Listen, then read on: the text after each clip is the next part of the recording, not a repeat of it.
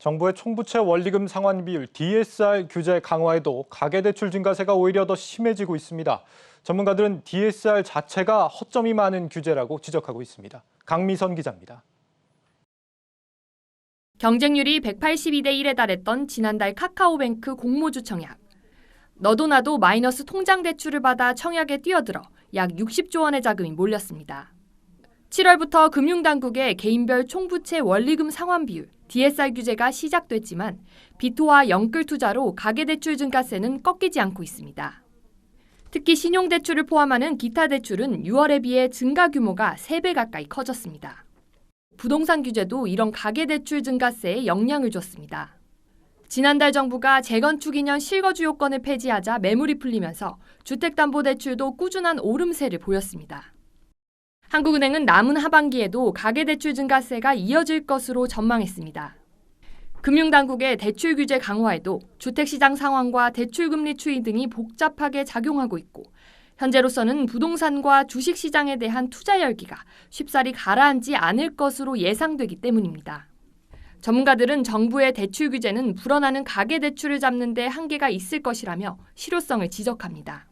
이 DSR을 적용해도 구멍이 많기 때문에 이 증가세를 꺾지는 못할 것 같고요. 미래 소득을 근거로 해서 DSR을 산정하는 게 맞는데 이제 과거 소득을 중심으로 하고 그다음에 소득 파악이 안 되는 경우에는 또 뭐 신용카드 사용액을 기준으로 한다든지.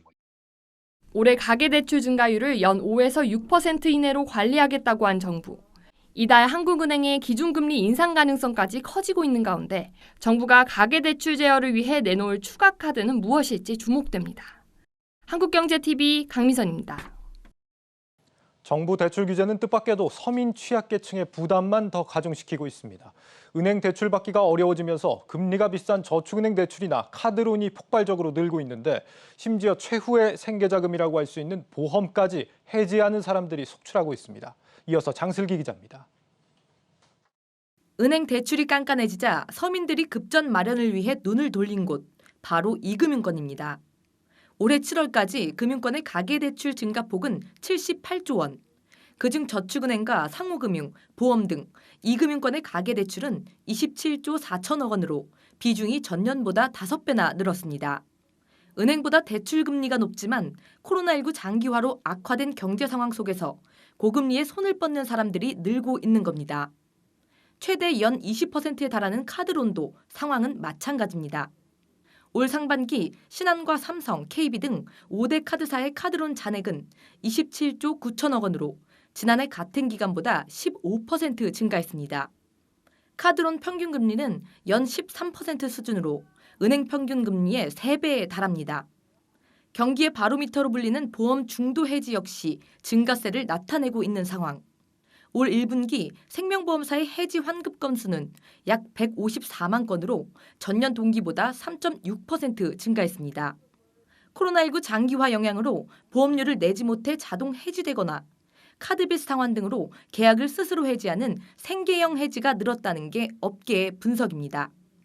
이금융권 곳곳에서도 열악한 경기 상황이 나타나고 있는 만큼 금융당국은 대출 만기 연장과 이자 상환 유예 추가 조치를 검토 중에 있습니다. 다만 이런 조치가 장기화될수록 부실은 더욱 커질 수밖에 없는 만큼 면밀한 연체율 파악이 병행돼야 한다고 전문가들은 조언합니다. 만기 연장 같은 경우에는 경제 상황에 따라서 일부분 해줄 수도 있어요. 하지만 그 안에 얼마만큼 연체가 발생할지 예측을 할 수 있도록 해줘야 되거든요. 금융기관 입장에서는 그렇고 개인 입장에서도 본인의 이자를 상환할 수 있는지 없는지 원금까지 상환할 수 있는지 없는지 이런 것들을 한번 확인해주고 지나가야 돼요. 한국경제TV 장슬기입니다.